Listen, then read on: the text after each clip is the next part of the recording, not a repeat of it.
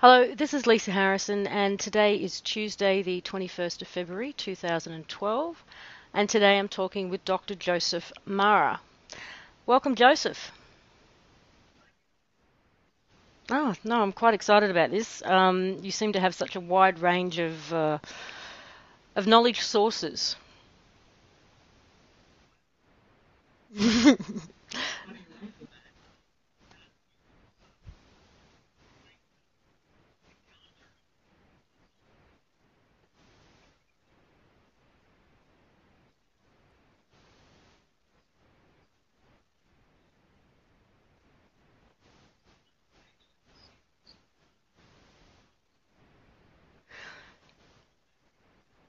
Well, just to give those who don't know you a brief overview, um, Sure. you're a doctor of nursing, you're also a hypnotherapist, a Reiki master, an intuitive healer, and a spiritual counsellor.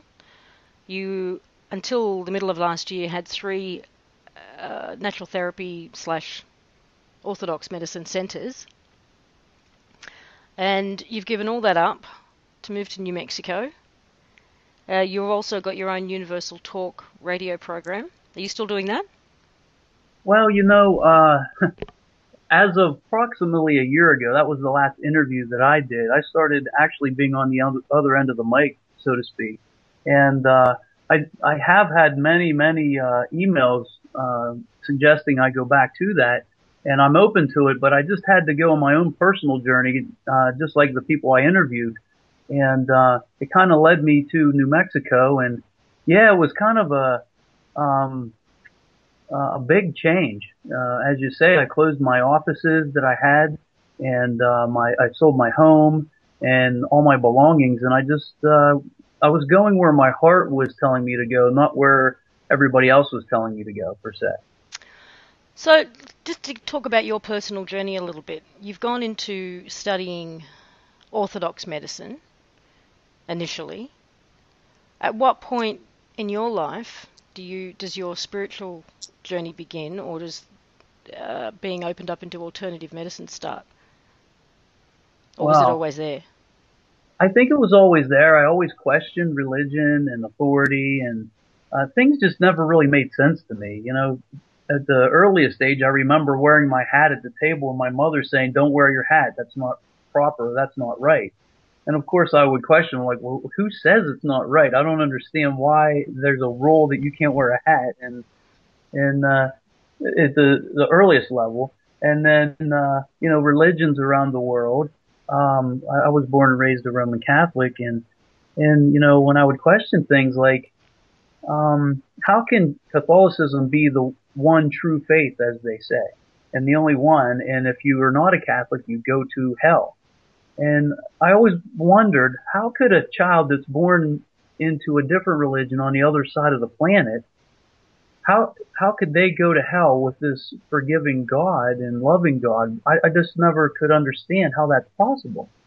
And Yep. you know what I'm saying? I mean, and then the priest, rebuttal would be, well, ignorance is no excuse. And I'm thinking, well, here's an infant that's, say, 8 weeks old and they pass away or something, or even a newborn. And it just never made sense to me. I said, that does not make sense. This, forgiving, loving God that, it just never made sense. So early on, yes, I always questioned these things, and I wanted to find out the truth. That was my mission throughout life. And then, when it really took a hold of me is when I started practicing medicine. And, I went through, I got an associate degree, then a bachelor's degree, then a master's, and then a doctorate degree. And while I was going through school, the way that they tested a person never really made sense to me.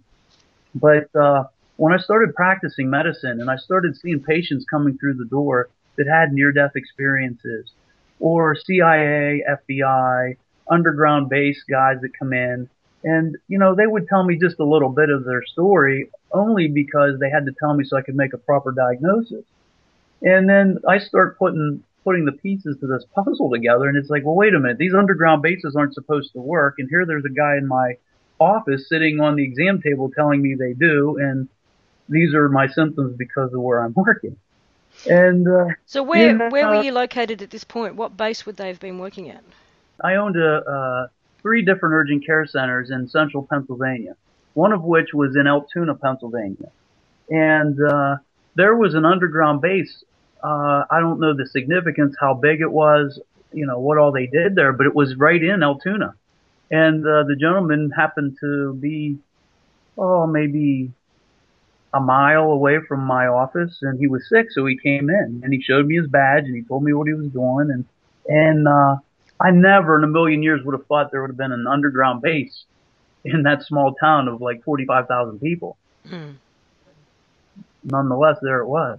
So what sort of symptoms were these people exhibiting? And Well, what did you determine the cause was?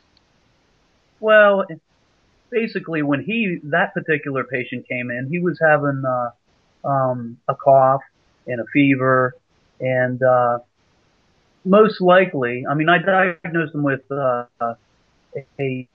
bronchitis, which traditionally, speaking is viral. But sometimes the patients they believe that if they get their in quote Z-Pack, at least in this country, it's a real popular antibiotic, that they will be much better off. And even though antibiotics are, they don't work for viruses, because of that placebo effect, many times if you give them what they're asking for, it goes away. So I just wanted to preface that and say that that's another thing that I found out in medicine was that thought becomes reality. And if you wholeheartedly believe that this particular thing is going to cure you, then guess what? Mm-hmm. A lot of times it does. But in any case, this gentleman from the underground base, he had a bronchitis, and I gave him an antibiotic, and of course, it was just a cut and dry respiratory problem. And it wasn't anything that he was exposed to as far as chemicals or anything like that. But the point I was trying to make was when they're in specific areas, sometimes you need to know their history. In fact, 85% of a diagnosis comes from the history. And you have to kind of know where they're working and what they're exposed to so you make the proper diagnosis. And so you were finding that in the course of trying to get your patients' histories that many of them were government workers? Well, yes, and again, this is putting the pieces to the puzzle together. So it might not be significant that he gave me a whole bunch of information as far as where he worked and what he was doing, but just the fact that he did work in an underground base, and there was one in Altoona, Pennsylvania, which I never would have thought. And many people say they don't exist to this day. And in many cases, you see report after report that they do. In fact, they give locations. Mm. And then the other people that I've seen, many soldiers that come back from, say, Iraq or Afghanistan, and they tell me their story, and it's totally different than what's on the mainstream media. So all of this led me to do my own research and kind of travel the country and explore things like the Bigfoot phenomenon and the astral or ghostly realms is what I was going to say. And I went to Gettysburg to explore that, Gettysburg, Pennsylvania. And then I even went to the ESETI Ranch, which is in Washington, the state of Washington, where the UFO ET phenomenon was going on. And I personally witnessed these light ships, and we got it on camera. In fact, I was involved in a documentary there because of it. And, we were trained in science. All of my degrees, every single one of them is in science, and most people don't believe in any of this, what most people call complementary alternative reality. And here it is in your face. And when patients come in and they're right in front of you, you're not trained to deal with it. I mean, people come in, and this one lady come in and said, "Hey, I can buy Locate." I mean, what do you do with that? Well, here's a course of antibiotics and hope for the best. Yeah, thought becomes reality. Here's your Z-Pack. So, seriously, you had a patient come in and said, "I can buy Locate"? Yeah, absolutely. Is that why she was coming to you, or that just happened to... Yeah. No, well, I'll give you I'll try to make it brief. She comes into my office. She's a new patient of mine, and this is in my very first office that I opened independently. And she was reluctant to give me a history because she thought, as many other practitioners had told her that she was crazy and here's a medicine. Mm. Well, In contrast, she actually came in and said, I would like you to put me on a medicine, and this is the particular medicine I want you to put me on. And please don't ask me why. And I'm like, well, first of all, you're a new patient. I can't just give you a medicine because you want it. I need to have a history of, what's going on and if it's even appropriate for what you're asking for it. And, after a little bit of encouragement, she finally came out and says, all right, I know you're going to think I'm crazy, but I fly out of my body. And for instance, I was sitting on the couch downstairs, and in a thought, I'm like, I wonder what my husband's doing. In a thought, in an instant, the snap of a fingers, I'm standing beside him looking at the computer, and I know exactly what sites he was on. And when he comes downstairs, I say, what were you doing on that site? And it freaks him out, of course. And he comes into, a later visit to, to testify, basically say, yeah, she does this. And it freaks me out. And I said, I think that's a gift. Of course, I was, intrigued. I'm like, tell me more. This is great stuff. And, she was like, please just give me the medicine. I don't want to fly out of my body. I know it works. I've been to several psychiatrists, and I don't care if they think I'm crazy or not. I just know it keeps me grounded, and this is what works for me. And it just so happened it was appropriate for, various psychological conditions. So I gave her the medicine, and she came in for a follow-up visit, and sure enough, she wasn't, what she called bilocating. I mean, I don't think her physicalness was there. I think it was more of remote viewing type thing. And she obviously wasn't comfortable with it. No, she was scared to death of it, and she couldn't control it. And I was pleading with her, saying, "Oh my God, I wish I could do that. I'd be all over this place," Yes. Yeah. So you're traveling around the country. You're doing research into all kinds of various fields of anything from the paranormal to extraterrestrial investigations. So, yeah. have you come to a conclusion for yourself about what this year is all about? This 2012 phenomenon thing we're going through. Yeah. Personally, with all the research and the education and the interviews from the radio shows that I've done, and I've been interviewed on and talking behind the scenes to various people, I really think that there's a lot to this 2012 age or phenomenon. And I really think it's about human beings attempting to reach their highest potential. And what we already know scientifically about humanity right now is we're only using like 3% of our DNA and 8 to 10% of our brains. And so what's the rest used for? And for those who have to question or they need some kind of proof, I mean, if you look in the Bible, and a lot of people do, Jesus, I really think that he was at humanity's highest potential and was just being an example. He was saying, look, you will do these things and greater things. Yeah. And I really think that that's what he meant is like, look, follow my example. Don't praise me. I'm not a lord to you. I am just at my highest peak, and you guys will do these things and greater things as well. You mentioned you and I had one brief conversation a couple of days ago, and you mentioned a woman that worked with you. Yes. Tell me a bit more about her. Well, her name is Teresa Ippoletti, and she's a hypnotherapist and a Reiki master, and she's also an intuitive healer. And what had happened was, this is another thing you'll find in 2012 and as we're leading up to December is things that will happen synchronistically in your life is just going to go faster and faster and faster. It's almost going to be like you're in a fairy tale world. And basically that's what was happening to me over the past couple of years, because the more I asked, the more came to me, and it was just a shock and awe type of a thing. And so that, while I'm practicing family medicine and doing this research, I thought, boy, I could really help my patients and give them the opportunity to choose. Because ultimately it should be your patient's choice, not your choice of saying, okay, this is a medicine, you will take it or else. You're done. You're out of here. Yeah. And many people practice that way. But, I really thought that hypnotherapy would help my patients. I thought that this energy healing would help my patients. And so I started out on this journey to become a hypnotherapist. And after I started the training, I thought, how am I possibly going to see people in traditional medicine and hypnotherapy? And in that thought, like it was almost that day, I think it was that day, I had one patient to see at the end of the day, and this woman walks in. She hands my receptionist her card, and I could overhear the conversation as I was walking the second to the last patient out.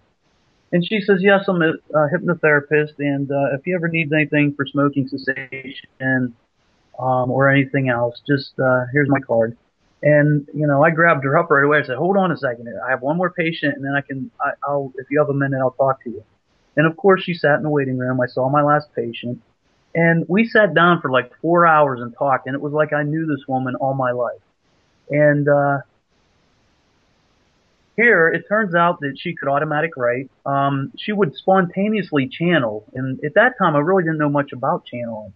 And basically, it was kind of like the movie Ghost with Whoopi Goldberg. She sets her ego aside and allows Patrick Swayze to come in and to his loved one. And basically, that's what it is. And of course, I was intrigued by it. How does this work? Can anybody do this? Well, because there's channeling and there's channeling, and say, for instance, Abraham. Yes. There's, Hicks? yeah, Abraham Hicks. That's a good example of so Hicks moving completely out of the way, and Yeah. Abraham coming in, and Esther Hicks. you can and you can see the difference in personality Absolutely. very, very clearly. Absolutely. So that's what this Teresa was doing. Yes, and there's a difference. There's an open channel and a deep channel. I think that's what you're trying to differentiate. The open channel is like a person, say like myself, that I'll be talking to you, and all of a sudden all this stuff comes out, and at the end of it, I'll be like, wow, where'd that come from? But it's still my consciousness. I'm kind of like tuned into this information that just flows through me. Whereas Abraham, that comes through Esther Hicks, or these beings that we channeled through Terry, they're a deep channel. They truly set themselves aside almost 100% and just allows the being that wants to come through, and they just utilize their body and their ego mind and what they've, how should I say, what they've learned through this lifetime. They kind of use their words, their vocabulary. And, so she had a variety of personalities come through. Oh my God. Well, that's the thing. I mean, you start out because she didn't even know she could do this. And I thought, wow, this would be really cool to hone this skill that she has. And, I've done research on Edgar Cayce in the past, and to me it seemed like, oh, she's doing exactly what he was doing. So I wanted to know more about it and what extent you could go and what information you could retrieve and how far it goes. And so we started out with the astral or ghostly realm, and we worked our way up to, the angelic realm and then the ET realm. And the higher you go, you can feel the energy if you're an empath, and most women are empaths to begin with. But the more I did, the more I could tell I felt like $1,000,000 for one, and the information that was coming through could not have been from this woman. And the vocabulary that started coming through, it wasn't how she talked. The voice, the tone of her voice was different, and the information was well beyond what. I had a doctor. I mean, I'm not saying that's the greatest, but I mean, I am educated, and what they were talking was well beyond what I've ever studied. So, yeah, I mean, the information that was coming through was just phenomenal. And the higher you go, the more pure the information gets. So when people are out there saying that channeling's bad and negative, you got to discern for yourself the information that's coming through. Well, certainly people get very wary when you're talking the astral realm. Oh, absolutely. So what subjects were they talking about? Were they giving you guidance on how to treat your patients, or were they talking about 2012, or there's a whole range of subjects? What were they talking about? It was a whole range of subjects, and basically it was who we called upon and what questions actually what happened was they give us a message for the day to just kind of guide us where we were, what the energies they were picking up from us, and then they would open up for any questions. And of course, I had tons of questions over the past couple of years. It had nothing to do, ironically, it's funny that you just said, were they helping me treat my patients? Because that never dawned on me. I was more about what in the hell is going on this planet right now, and why is there wars, and why? Well, the reason I said that actually, because you mentioned Cayce. And that reminded me of, the way he used Yeah, to basically give medical advice. that's so funny, Lisa. It never dawned on me. I feel stupid now. I was so stuck. It like, wait, whoa, wait a minute. I can communicate with the dead, the astral realm. Oh, wait a minute. I can communicate with these higher beings, these ETs, and they come from all walks of life, all over the world, and they've been here forever. We just we're just blind to it because of what we've been told all our lives. Mm. So come on, tell me, what did they say? Oh my gosh, where do I start? I mean, it was every day. We were doing this 2 to 3 times a day sometimes. But um, oh, let's see. I think what I should go into is where humanity's going right now with this 2012 thing. Absolutely, that's Um, what everyone wants to know. yeah, and not to mention the Earth. She's ascending just like humanity is ascending. And the way they talked, and the way with my research, my own intuitive abilities, um, I really think that these dimensions that separate the various beings within the dimensions, if you want to look at it that way, Mm. they're all collapsing down into one. So when we say that the veil is lifting, I really think that that's true. And maybe if we back up a little bit and just talk just briefly on the human being, I mean, I think we're spiritual beings living out a human experience, and we're Mm-hmm. given 5 senses to traverse the earth. And I also feel that there is a veil that we put before ourselves so that we don't go back to where we came from. In other words, if you knew that you were a godlike being or a co-creator, and you came into this thick, dense world to learn lessons or to help other people or the planet, if you knew you could be in bliss or heaven, I know I wouldn't want to be here. I'd be flying back to where I came from, you know? So I think it's important to say that I think that's why the veil is before us, or we can't see 100%. And a lot of people will argue and say, oh, well, if I don't see it, I don't believe it. Well, you know what? The human vision is only so wide. I mean, beyond that spectrum of light that we can see is ultraviolet, infrared, and on and on. Yeah, So exactly. just because we can't see it, don't mean it's not there. I mean, look at the microscope. Before that, we didn't know that. We knew microorganisms were there. We just couldn't see them. But now we can. And that, when you say the veil is lifting, and the side effect of that, I guess you could say, is that we are starting to see things we didn't before. We are Yeah, starting to hear things that we didn't before. We are starting to feel things we couldn't before. And exactly. as that veil lifts, that area on the spectrum is broadening. Yes, exactly.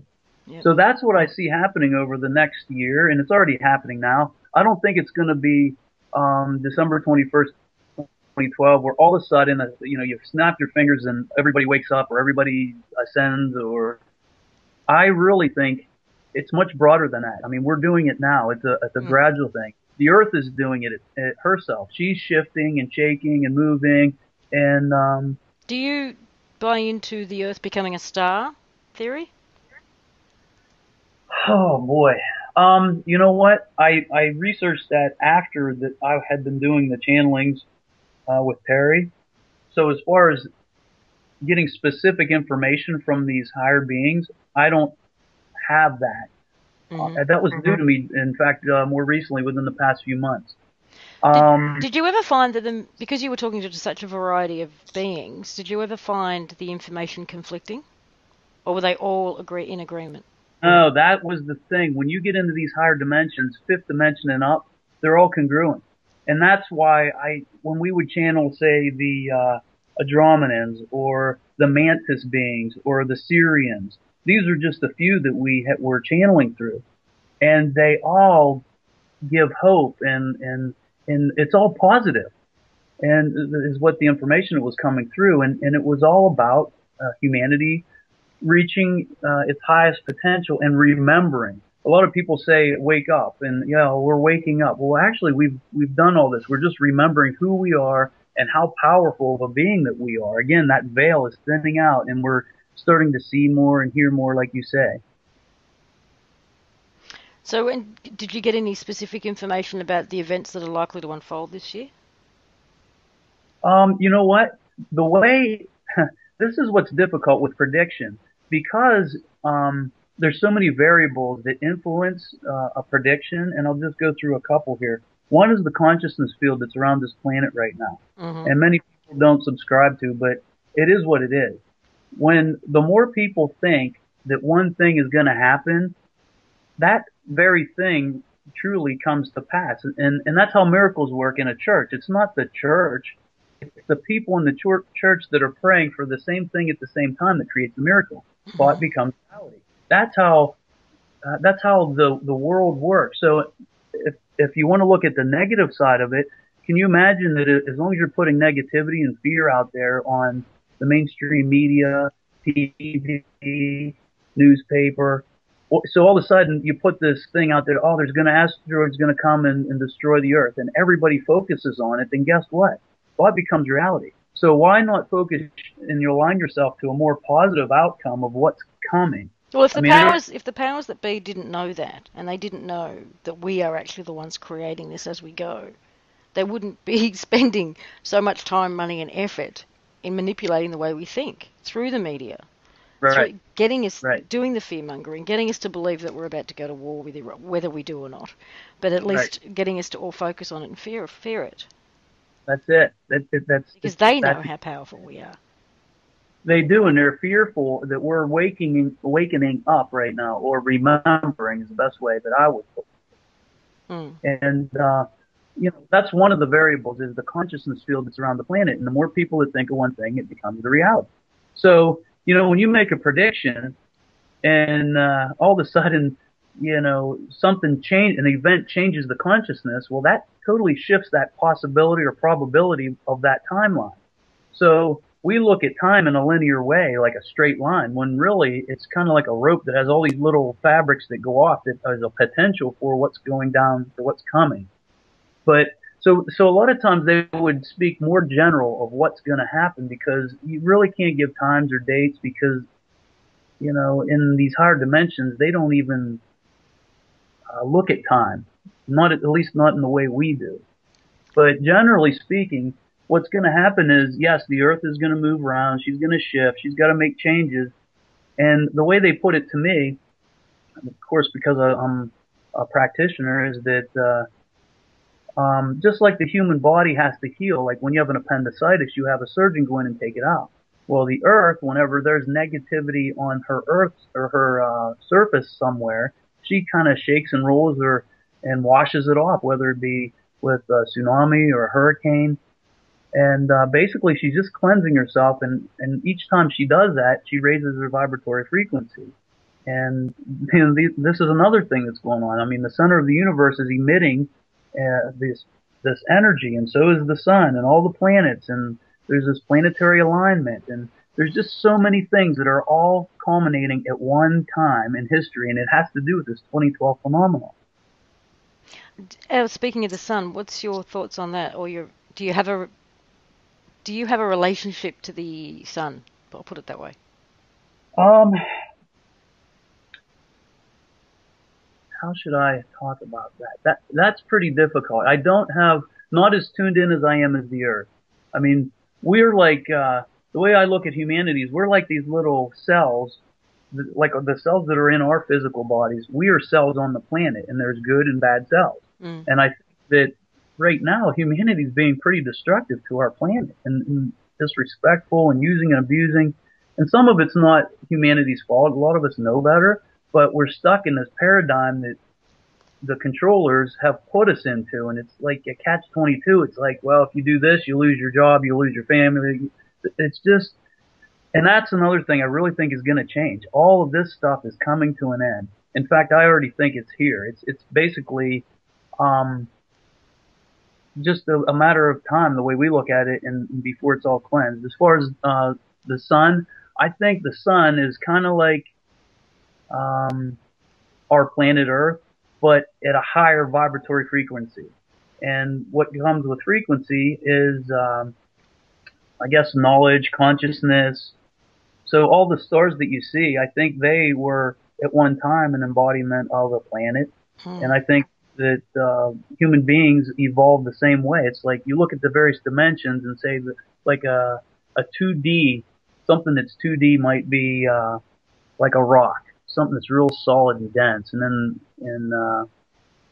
or maybe even 1D, I guess should put it, and then say 2D is more like the animals with, they're animated and they're moving around, they have some consciousness, and then 3D was the human beings, and then 4D, could be a human being with a higher consciousness, but still stuck in with a paradigm. But a lot of the ETs, the negative ones, are in a 4D consciousness, and they haven't reached that 5D, and that's the key. I really think that humanity's heading for that. And again, here's another variable, is that we all are in different soul growths. So depending on when you came into this thing, I mean, I really think there's baby souls and ancient souls, and we all have our role to play here. I also think that we live thousands of lifetimes, and that we just, before we incarnate, we decide what role we're going to play to help the planet or help each other. So I really think we're children of the universe, playing out our roles and exploring and growing and expanding. Yeah, I'll go along with all of that. I asked you about the sun because I had my own experience. I mean, I've always felt the sun was masculine, paternal, Yeah. And there's been talk for some time out of the scientific community that the Earth is emitting new, never seen before energies. But not that long ago, I practice sun gazing when I can, when it's not completely overcast, which it has been for some time down here. That she felt the sun felt different. The sun went from feeling like this paternal father figure to feeling like an old wise crone, this grandmother energy. And it surprised me. And I thought, I don't know whether I'm having some kind of brain snap or whether the energy from the sun has actually changed to that degree that it feels rather than masculine and paternal. And it didn't have a motherly feel to it. The earth has that. Mm-hmm. This was like a real, the wise old crone feel. Yeah. And, a lot of what I have been getting personally, and again, with all the information that I've gathered over the years, the feminine energies are coming in now. So I think it affects not only at a micro level, or it's also macro. It's as above, so below. And what you see, that's almost a universal, I hate to use the word law because I don't like that word, but universally, you'll see throughout the cosmos things that mimic one another. For instance, like the DNA of our bodies, like you can take DNA from the liver and create a kidney because the codes are in there. If you're that intelligent enough to be able to do it, the people that like the geneticists. And I think it's like that throughout the cosmos. And I really think the energies that are coming through influencing us, influencing the sun, our planet, ourselves, the animals, the plants, and even the rock formation. Everything is actually growing, ascending, and expanding. And wherever they are now, after this age or this phase or this cycle is the best way to put it, we will evolve into a new, you want to call it species. We're all evolving is the best way I can put it. And as far as when you said about the planet turning into a star, I really think that she's going to go back to where she was at one time, which is totally pristine, beautiful. I don't know if that's a star. That's how she described it to me, Mother Earth. She said that she had come in here to allow humanity to do what they had to do to grow in consciousness, and that has allowed us to evolve where we are, but we never were supposed to get to where we are right now because, we were supposed to be left alone, and that didn't happen. We were influenced in a negative way through greed and power and taking our resources such as maybe not even just gold and silver, but also DNA and blood and things like that. And I hate to get into the game was rigged. That's it. So it was kind of rigged, but you know what? Mother Earth is she loves us unconditionally, and that means that she has compassion, but it also means that she respects herself. And she's going through a process that eventually she's just going to have to do what she has to do to evolve, and it's a natural occurring thing, just like humanity. And we all have a choice to make. That's another thing.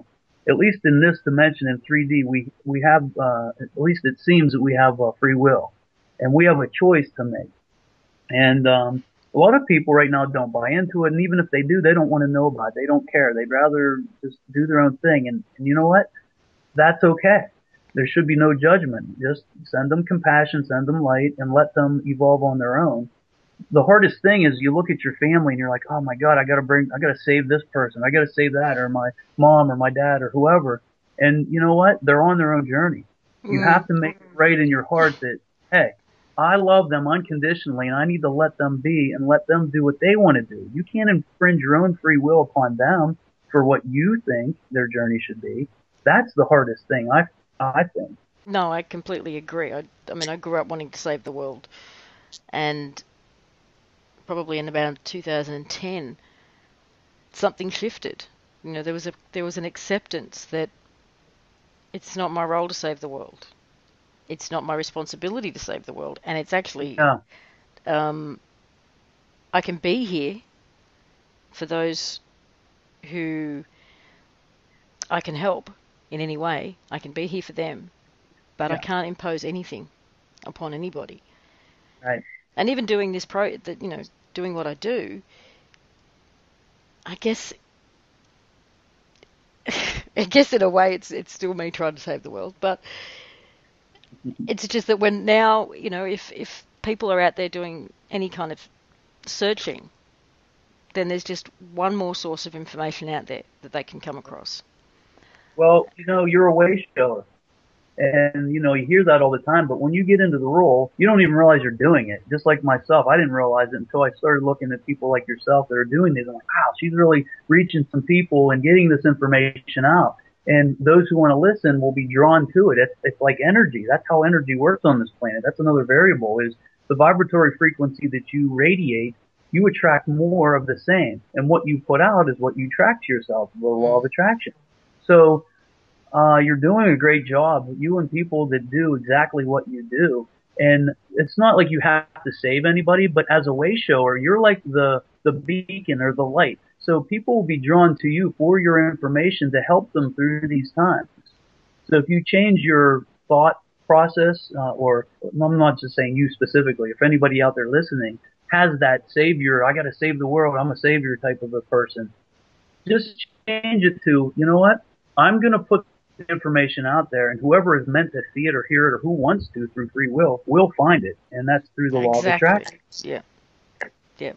So, yes, I understand exactly what you're saying. And it took me a while to really gain that trust in the universe to just say, okay, I'm just going to give it up to you and I'm going to do what I can do and be in joy as I'm doing it and try to be that beacon of light to help humanity wherever they want to go because it's their choice. There's so many conflicting, and this is honestly something that drives me a bit mad, but we don't seem to have a unified vision. There's so many conflicting visions about what happens next. Yeah. What 2013 is going to look like. Oh, Well, here is there going to be a 2013? What's I wonder myself, Lisa, honestly, but you know what? That's the biggest thing that they taught me was patience and live in the now, live in the moment because, you try to prepare or account for what's to come tomorrow and you don't know the variables that are going to be involved that you can't account for. And it just makes you crazy in the head. Like, okay, well, I got water. I got food. I'm going to go here. It's supposed to be safe in Australia. I'm going to move there. You can't account for all that. You don't know you could what if all day long. So you need to live moment to moment in the now. That's where our power and our energy is. That's where we shine. It So seems to be happening to me by default, like in the sense of my brain doesn't work the way it did 2 years ago. I've I have very little instant recall now. It's like if it happened yesterday, it's gone. If it happened last week, it's gone. Right. It doesn't If matter. it doesn't matter. If I need the information in the moment, Right. it'll come to me. I can't plan. Anything I try to plan, whether even if it's, the only thing I can plan is these interviews. They're about the Yeah. only thing that I can actually book in and have them come off. It's funny you're saying all this. I'm doing exactly the same thing, and it drives people that are around me crazy, that are in their head. They're more mind centered or ego centered than spirit or from the heart. Mm. And that's what we're supposed to be living right now, from the heart, moment to moment. And the people that have always had to rely on their ego mind, and I'm not judging them, I'm just observing, and I'm showing that, if you're one of these people that are just have a plan for everything, you can't account for everything. And it's okay if there's people out there living from the heart and doing what they feel is in their best interest, or the greatest good of all that's involved, and not planning, like you're saying. It drives those people crazy. The people that are around, especially my family, for a while, and they probably still think I'm nuts. I mean, here I am, I got this education and I had a career and everything was going perfect. And, from the outsider's point of view, they're probably like, oh, you got everything. But really, did I? I was stuck in the rat race that everybody else was in, and I couldn't see the forest from Oh, away from it. losing you. And this is one of the things the channel said to me. What? Oh, crap. It's They're like, I don't know if you can hear. They're like, what are you willing to give up for your freedom, for your happiness? And you really think about that, and you're like, boy, what am I willing to give up? I got a lot of stuff. And so I gave up a lot to be where I am right now. And I'll tell you what, it's much more freeing than I have ever lived in my life. I can completely relate to that. I mean, April of last year, 2011, we sold everything. We packed up what was left and took the kids out of school and went to Thailand. And it was the most liberating thing to know that all I needed with me was my family and my computer. And I was good to go. And we just travelled around Thailand for 3 months. We're completely open to whatever came up and where it may lead. No, I certainly had no set intention that we would come back here, but we've ended up coming back to exactly where we were. Mainly because the kids wanted to get back into school, believe it or not, and get back into friends and routine. So ended up, pretty much where we started, and having to start again. But that feeling of having the more stuff we got rid of, the more stuff that went to the tip or got thrown at, garage saled, the better I felt. Less is more. Yes. It's so true. And until you do it, it sounds crazy to a lot of people that have stuff and enjoy it. And if you're enjoy, you know what? Keep it. But if you have a lot of things that you haven't used for a year, you're probably not going to use them, or somebody else could be using them. Well, there's And a saying that the things you own end up owning you. And oh, that's so true. yeah, because we've got so much responsibility to take care of them and to, you got to have somewhere to put it. Yes, exactly. So, so was there anything in particular you wanted to share with people?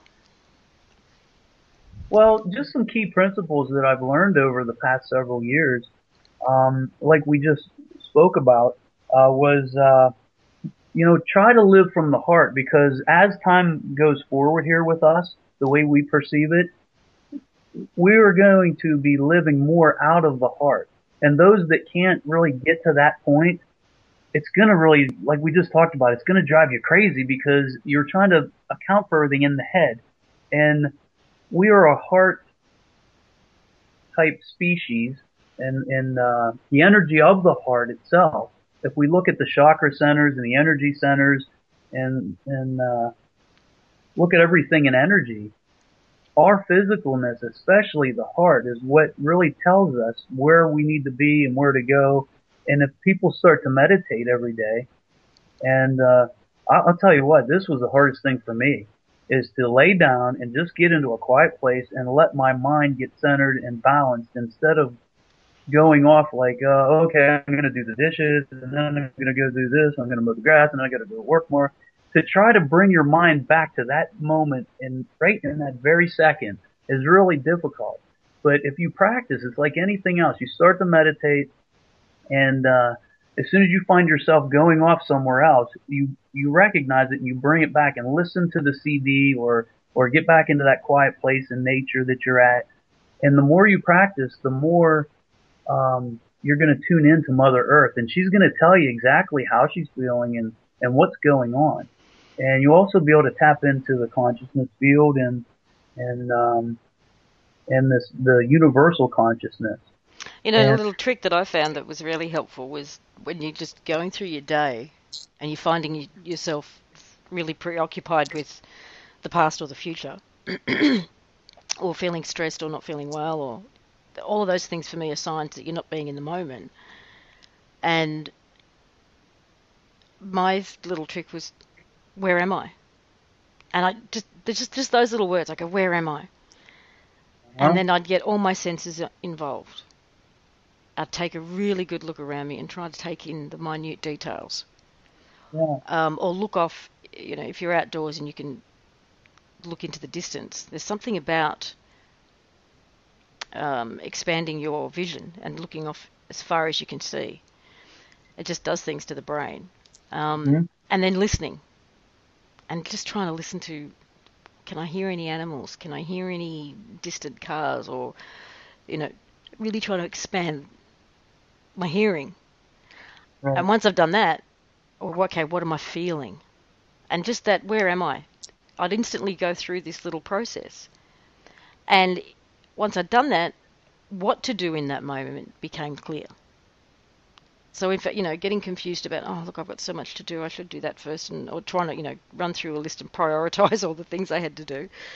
Yeah. I go, oh, where am I?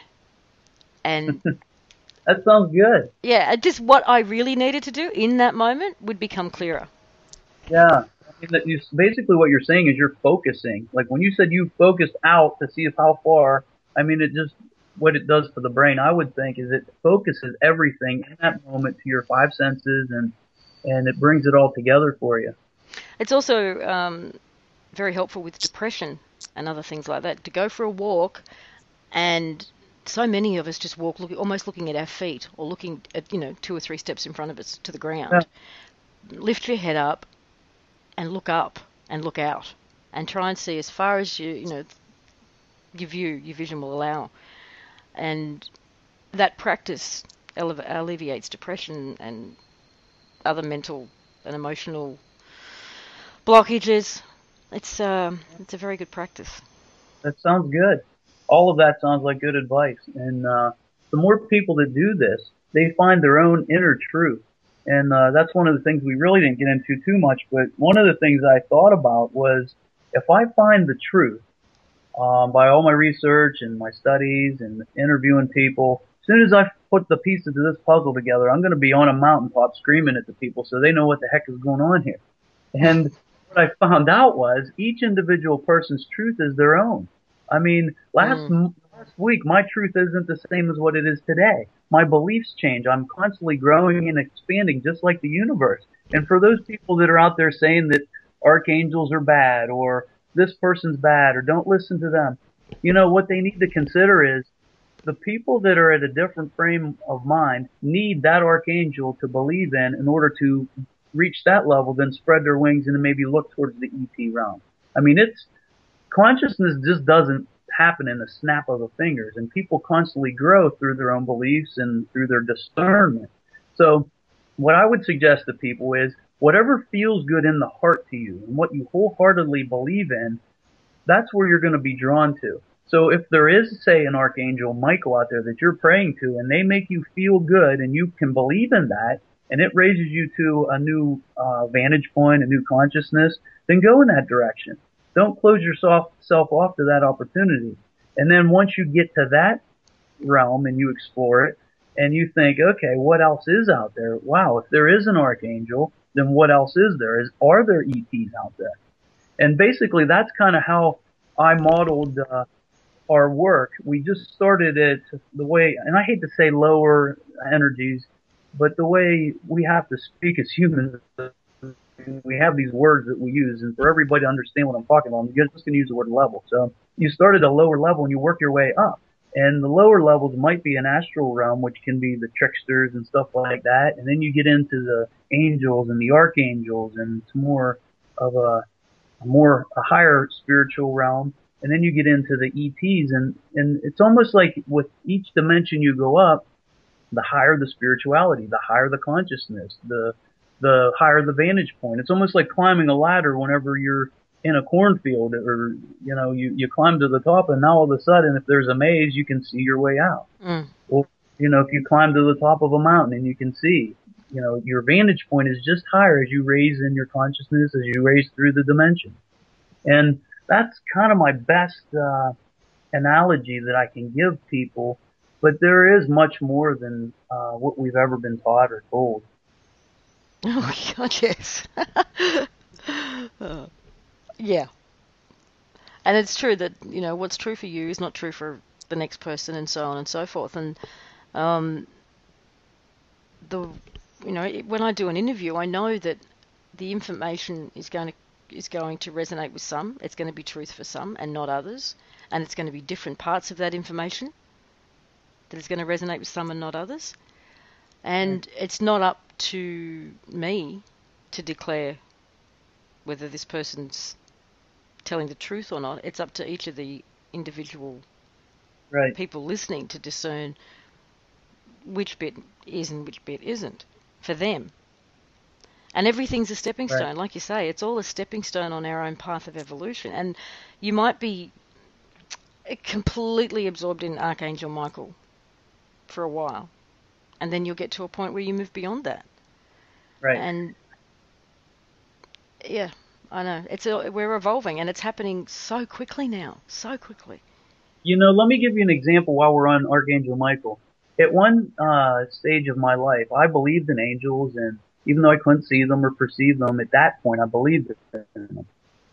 And as I rose up through all this stuff, I actually believed in got communication with Archangel Michael, and I thought that he was at that realm. But you know what? The more I went above and beyond that in my belief system, and this sounds crazy, but I really believe that some of the archetypes that are out there are well, they're like us. They're multifaceted, multidimensional. I really think that Archangel Michael, he is also a Syrian. And so for those who can't believe in the ET realm, guess what? He's Archangel Michael. Those who believe in ETs, well, guess what? He's a Syrian light warrior. So to give an example of the stepping stones and where all this goes, and each person believes their own thing. And, some of the things I've heard people say in the past, I was like, oh my gosh, they're just totally out of it. There's no way. And then it turns out, as I became more aware and more conscious of the variables and all these other things, it's like, oh my gosh, that person was right. I was the one that was crazy back then, And what I'm finding is people aren't getting stuck on any one thing for too long.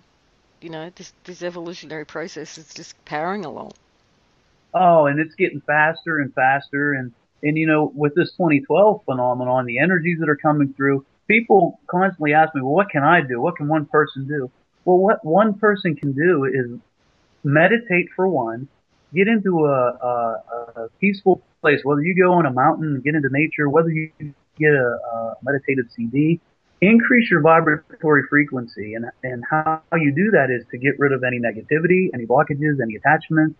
Focus on the body, and the cellular memories will be released, and the blockages, the attachments, and all these things will allow your frequency to get higher.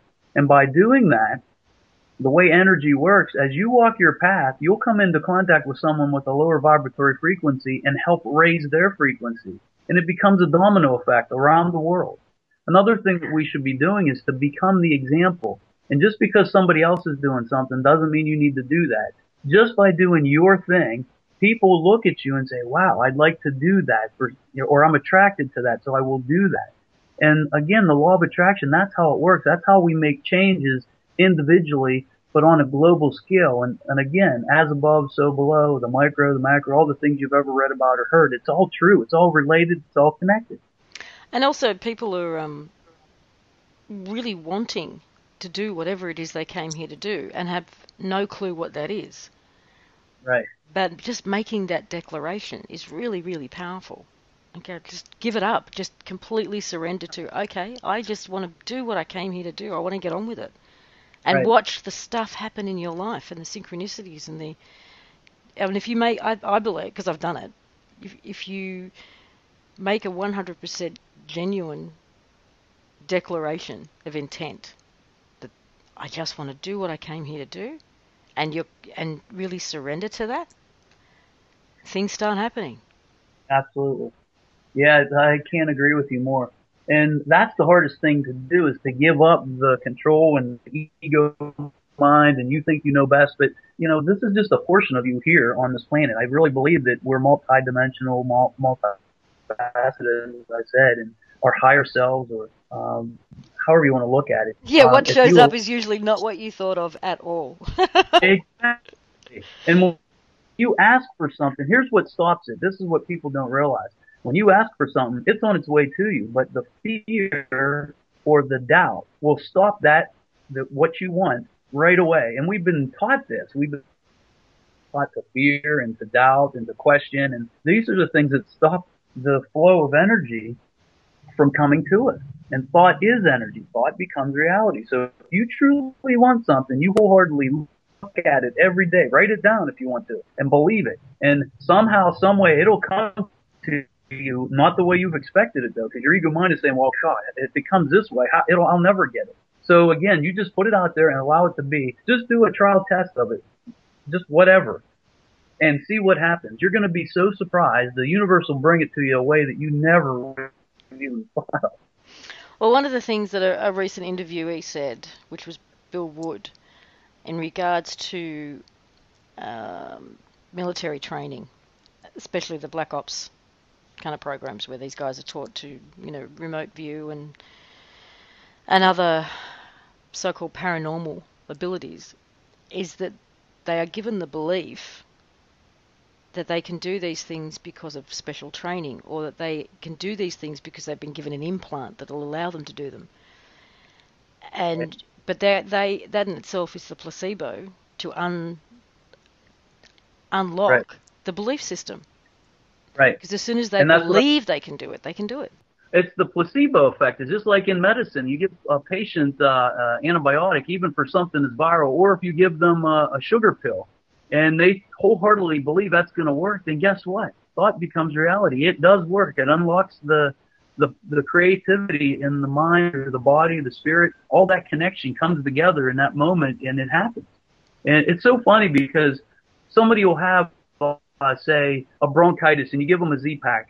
And the next day, and they were really sick with a fever and chills and copious amounts of, well, I guess I shouldn't go there on this radio show, but some people will be like, oh, God, that's gross. Well, anyway, you give them the antibiotic, and the next day they're like, oh, my God, I feel 95% better. And normally an antibiotic won't work that fast. But again, I've seen this type of thing over and over. So, yes, I agree with Bill Wood. He's right on. Thought becomes reality. But the only reason that we can't do the things that we think we can or could possibly do is we've been told we can't, and that's our belief. So yes, that's true. I mean, you only have to listen to kids, little ones, when they're 2 and 3, talking Right. about the things that they believe they can do. And it's us that, out of fear of them hurting themselves or fear of something happening to them, then we suppress that out of our fear. No, I agree. Yeah, and it's something. It's really the media and what has been taught to us. Like you said, like if we've fallen out of a tree and hurt ourselves, then of course we don't want our kids to do it out of fear that they're going to do the same thing you did. Their journey's different than ours, So each thing that happens to us leads us down a path that we unconsciously realize. That veil is before us also. Again, if we knew it all, we wouldn't really be able to grow. And without opposition, here's another thing that we didn't get into, but a lot of people think that these people on the planet that are so negative and this and that. And if you focus on it, you're attracting that to yourself more and more. Mm. And so what I would suggest is looking at them in compassion and realizing that we've all come into this thing with a role to play. And without a opposition, there's no growth. And that's why we live in this dualistic world, hot, cold, good, bad, up, down. There's opposition just so there's some growth. And we all agreed to be here. We all agreed on our parts. And you just need to look at it for what it is and say, okay, we need to have compassion for that person for, wow, he really came in here and did that. Oh, and I really think we all have these experiences in one lifetime or another. So maybe last time you were a bad guy and this time you're good or vice versa. And it's all to help each other grow. It's all about opposition and growth, really. Yes, I can completely agree with you on that one. And I think George Kavaslis talks about that too. We've been everything. We've been the worst Yeah, of the worst and the best of the best.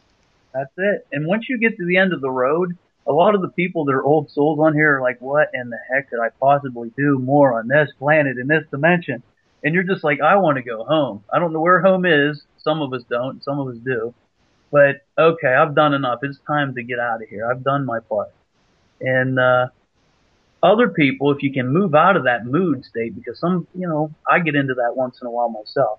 And what I would suggest is to just say, okay, we've come here for a part, as you say, and get into a positive state and enjoy the experience and allow yourself to help or be in service to the earth, to humanity, to the universe. And again, the way law of attraction works is when you're putting that out there, you're bringing more to yourself. So, Can we just get back to Teresa for a minute and yeah, the absolutely. information that you were getting from her? Did they ever talk about making their presence known, the ETs? I mean, there's been so much talk about disclosure since 2000, 2001. Yeah, I do not believe we are going to see government disclosure. I wouldn't trust it if we did. yeah. But if it's going to happen, it's going to be because they bypass that route, in my opinion, and it's just make themselves known to the public. But did you ever get any information in regards to that? Absolutely. And again, this goes back to each person's belief. If you believe that they're there, because they're all around us, if you just sit quietly and you allow your vibration to get high enough, you'll be able to see them if you believe that they're there. That's the thing. Not everybody's going to see it because they're programmed not to. And if you allow yourself, and this is individual, I mean, once the consciousness meets that tipping point, then more and more people can see it if they choose to. See, there's individual consciousness, and then there's this global or universal consciousness. These are two variables that it's why there's so much confusion, like you say. There's so much stuff to try to filter through to figure out what the truth is. Well, there's all these variables, and these two are big. Depending on your life journey and what your belief is at this particular time, and what you've worked on in this lifetime, as far as shedding the old and allowing for the new and allowing your vibration to raise. Yes, there are people right now, myself, I've seen them. I've seen many. So, I know they're there. They're all over the place. They've been here forever, and nobody can tell me any different. And it's one of those things that, well, I won't believe it till I see it. Well, you're not gonna if you're not looking. If you totally don't believe in it, then you're probably not gonna see it. So what have you seen? Oh my God. Well, let's just start with East Eddy Ranch. I mean, when I flew out there, in fact, I took Terry with me. In fact, I videotaped her and I put it up on the site. So if there's anybody who wants to see one or two of the channelings that she did, they can look online on my website. Which one's that? It's universaltalk.info, or it's on YouTube, Universal Talk. But the videos are up, and all the things that I've seen. I was in Phoenix, Arizona, visiting Cynthia Crawford. And while I was there are the Phoenix lights over Phoenix. I ran out there and videotaped them. I have 1 minute and 47 seconds or something. I have up. Okay. He said he saw like 30 UFOs within the first 15 minutes. And the whole group of us, there was probably 50 people that saw all of these things. And what is it about the Aceti Ranch? Is it on a ley line? Is it on a vortex? I think it's because of the people that go there are looking for what they're looking for, which is ETs, UFOs, the pixies, the fairy people. Plus, there's a mountain. Mount Adams is right there in his backdrop. And the more people that go there and focus their intent, it's all over the internet. And the more people that research it and look at it, when you put your attention to it, it creates. That's what we are. We're co-creators called life. And the more focus that's there, the higher the energy's raised. And they have retreats there to open up people's minds and their souls, if you will. And, yeah, the retreat I went on there was just totally amazing. I loved it. It was in nature. You know, you're right out there by Mount Adams. We saw, Was and we the have area of Mount Adams known for a lot of activity prior to SETI setting up there? yes. Okay. Yeah, the Indians had talked about taking their people that would get injured and leave them by an entrance up there and take the people in. And, you know, the Indians would come back a day later or hours later and they would be perfectly fine. So So these are someone was stories. coming in and healing them, or the energy of the place was healing them? I think that there are beings that are in there. In Yeah. fact, there's a doorway that they have filmed there opening up, and these shuttle, or I don't know what you call them, UFOs would be coming out of them. These things were responsive to us. Like, as we're all standing there with our intent and our collective looking up at these things, I would be pointing them out because I apparently have very good vision, but I would see them way in the distance. And those who claim that they're satellites don't know what they're talking about. They would be coming across the sky, and as we're flashing the laser lights, they would just stop. And then all of a sudden, we're like, come on, power up, power up. And all of a sudden, like, I don't know, 5 football fields or whatever, they just power up and then back down. And we're like, do it again, do it again. And the more excited you got and the more joy, the energy just lifted. And these, all of a sudden, like I said, there was probably like 30 of these that just showed up and were doing circles and just maneuvers in the sky. And, you know, they were so far out there that of course, I don't know that our military or anybody on the planet Earth has anything like that. But again, we've been hidden from the truth. The truth's been hidden from us forever. So, So have you ever seen beings, though, or just craft? um, in the way I haven't seen them with my 3D eyes, with my third eye, yes, and many times. In fact, with my hearing, I was at the ESETI Ranch at like 1:30 in the morning, and I had to get up around 6 to catch the flight home.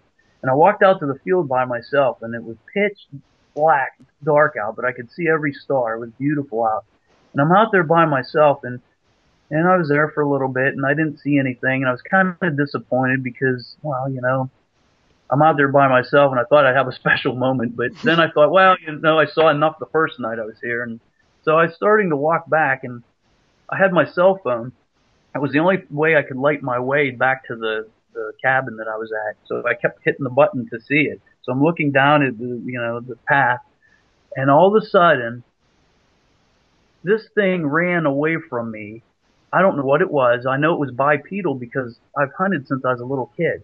And it wasn't a trot like a cow or a deer or an elk or anything. Plus, it was so heavy. I mean, it was running boom, boom. It scared the heck out of me. I was like, I was in such a great high at the moment. I can't believe I was scared, but I couldn't see it. It was so black, and I just froze, and it ran away from me. And I wish I would have saw if it was a Bigfoot or I don't know what it was. It was huge from the sound of it. But at that moment, I was like scared to death. Like, I don't want to see whatever that is, you know? Like, can't I get in my truck and look out the window and see this thing, you know? And then I told about it, and he's actually seen these Bigfoots there all the time. In fact, he was Who has? Sorry, I missed that. James Gilliland Okay. that owns the. Yep.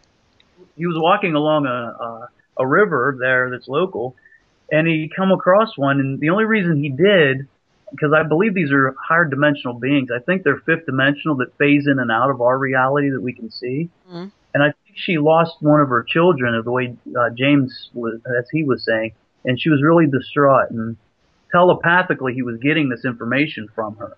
And this is his story. This isn't mine. But he saw her.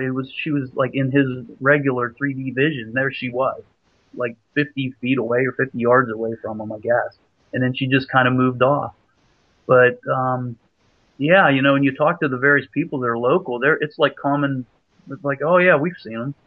But yet everybody thinks this is crazy. Like, oh, they have a whole, you know, my friends tease me about Bigfoot all the time. I'm like, well, they're finding all these footprints everywhere and hair samples and all this. You mean to tell me you think that there's nothing to it? Well, this goes back to what we were talking before about, our senses broadening as the veil is lifting. Yes. So more and Yeah. more people are seeing these things. And that's part of what you asked me at the beginning of this section here is like, how come some people can or will people is actually what you say, will people, if they're open to it. And, you know, some of the people are going to see things they weren't ready for anyway. I really think just because of the way the energies are flowing right now. But the 2012 phenomenon, is going to be exciting. And there's going to be so many changes that are going to happen so quick that we're just not going to be able to keep up with it. Once the first one drops, it's going to be like, wow, I never saw this coming. I never even thought of that. The Earth's going to be changing. It's going to be moving. Things that could happen would be like a financial collapse. And I really have felt this way in the channelings and all the other stuff intuitively. I really think that's like, something that's going to happen that's going to trigger all the good things to come. And a lot of people that see it is a negative thing. I don't see it as negative. I think it has to happen in order for this reset to really take effect, because the people that are controlling this world control us through fear, doubt, and money. Well, it seemed, yeah, and already we're watching the financial world sort of self-combust. Yeah. Lots of talk about arrests, and there are more resignations from the CEO positions and head positions of banks around the world right now than I think there's ever been. Yeah. Do you follow Cliff High, the guy behind the Webbot project? Okay, yeah. Webbot. That was part of my research, but that was maybe a year ago that I was really looking into that. So I don't know what he was predicting recently. But you know what? There is a key point to that I'd like to mention, Sure. and that's the consciousness field. I really think there's something to that. The more people that raise in consciousness and believe in one thing that with that consciousness field, that's what we're researching and tapping into on the internet. And so the more the tech is out there, these web searchers go out there and they're collecting all this, and the more that they see, the statistics go higher within a particular genre. And I think there is a lot to that. Well, the whole premise of the Webbot is that we're all psychic and we all know what's going to happen. But right. We are so not attached to, tuned in to that ability. We don't express that ability. Right. So it comes out in our language. It just comes out in the way we speak, and we don't even realise we're doing it. So the Webbot, for those who don't know, the Webbot is like the same sort of thing as Google in that it's this internet spider that trawls the internet looking for certain parameters that Cliff has set for language. And he came out with one of his updates a few months ago saying, or beginning of the year perhaps, that March was going to be very, very interesting. A lot was going to happen in March. And his more recent one, which he only posted, I've just brought it up. When was that posted? February 16. Says mainstream media whores burst out. Truth attack. And he believes that in just a few days, prepare your ears now, I'm going to quote, get your mind ready. You'll never have heard such words from mainstream media ever before in your life, and he's going to start a flood of such huge proportions that the world will not be the same again ever in the future, and it will change more in each minute than in all the minutes that have ever come before. And you'll feel like you just do not have a second to catch your breath, and you shouldn't have gone to work or bed or fed someone or something, but you are paralysed with a novelty rush pouring out from the pent-up frustrations of decades of pressurised mainstream media whoredom as all hell breaks loose with a single word that a single mind will not be able to contain. Yeah, I agree. And that's so funny you're saying this. It's really ringing true to me. In fact, if people don't think that I'm genuine or that I've gotten this off of, say, this Webbot or whatever, look back at the interviews that I've been doing over the past year, whether it be through Dave Corso or night, what is it? Night in the Midlands with Michael Vera, and all these other interviews that I've been doing. This is what I've been speaking about. And last January or February, I told Dave Corso something huge was going to happen in March, and I just couldn't figure. I had this gut feeling that something huge is going to happen in March. And then I got the same feeling a couple months ago, and I've been telling people, I'm telling you, for some reason, March is just ringing in my being, and I Mm-hmm. think this March is going to be the same thing, but even bigger on a more magnitude than like the Fukushima thing. I tell you what, we'll call it a day. But is there anything you'd like to leave people with? Yes. Over the next several months, there's going to be major changes. I don't want you to look at it in fear, though. I want people to look at it in excitement, and because there's the changes that we've all been looking for. We know that the financial issues and people's mortgages and losing their homes and all the things that could be looked upon as negative, things like this had to build up so that people could wake up or remember what in the heck is going on, so they just wouldn't stand for it anymore.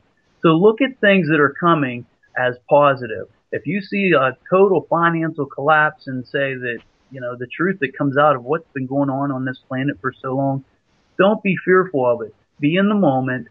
Start meditating. Allow yourself to get into a place and a space that's positive. And the more you do that, the more you attract that very thing to yourself. And Yeah, that's, I you know, look. I agree. It's unfortunate that we have to be in a place of discomfort usually before we can have some kind of breakthrough. I mean, when you look at the people who have become informed over the last year or so about the financial system, about how it really works, about the banking system and how that, what a fraudulent system that is, and how mortgages and loans and credit and all of this stuff is fraudulent. The people who have woken up to that are the people who have gotten themselves into trouble. Not through no right, fault of their own. They've lost their job, they can't afford their mortgage, and next thing you know, their house is being taken off them. They start to do research in order to fight the banks on this and come across the whole strawman movement, and discovering what the banking system's all about. They're the people who have woken up to that right, aspect of it, and it's only through pain. yeah, Um, it's unfortunate that we all have to, for the most part, be in that situation before we do wake up. But that's you're what's right, happening as a result of all of this pain, as a result of all the people losing their jobs, as a result of people losing their right. houses. They are becoming informed about stuff they never would have otherwise. Right, exactly. And you know what? It's a blessing in disguise. Mm. Look at it that way. Many of the things that happened to me in my life, I mean, growing up poor and all the things that I could just tell you about that happened to me. I don't look at it as negativity. At the moment I was experiencing it, it was a low point in my life and I didn't like it. But now as I look back in hindsight, as the saying goes, it is a blessing in disguise. I wouldn't be as strong as I am right now. I wouldn't be able to relate to people in my own daily practice, like people that come in that are poor and I just treat them for free or I give them a discount or whatever. I probably wouldn't do that. In fact, I see other practitioners that just say, go get a job, you bum. And I don't do that because of my experiences. So I see these things as blessings in disguises. Mm. Well, you're a rare practitioner indeed. Oh, well, thank you. Yeah, there's not that many who will do Are that. you telling me I'm different? I hear you. Oh, it's a good thing. It's a good thing. Well, it has been lovely talking to you. This has been a real, a very comfortable chat, and Yeah. we have a lot. It looks like we see a lot of things the same way, which is always nice. If there's anybody that has or needs any kind of guidance or anything, I do have a couple websites. If, I can put a plug in for myself. Absolutely, of course. One is a guiding light, lite.com, and that basically has personal meditations, and I have some CDs and that are up on there if anybody's interested. But if you want to know the truth of what's going on this planet right now, if you want to look at the research that I've done, it's all up on universaltalk.info. Just start at the beginning, listen to or watch the interviews that I've done on the TV show or the radio show, and form your own opinion. These people are credentialed and They're quite relevant. They are different people from different walks of life, from different cultures and different disciplines: doctors, nurses, lawyers, military. Get on there and take a look, and it's free. Or you can look on YouTube. And And your YouTube channel is Universal Talk. Universal Talking. Well, thank you for joining me today. Thank you so much for having me.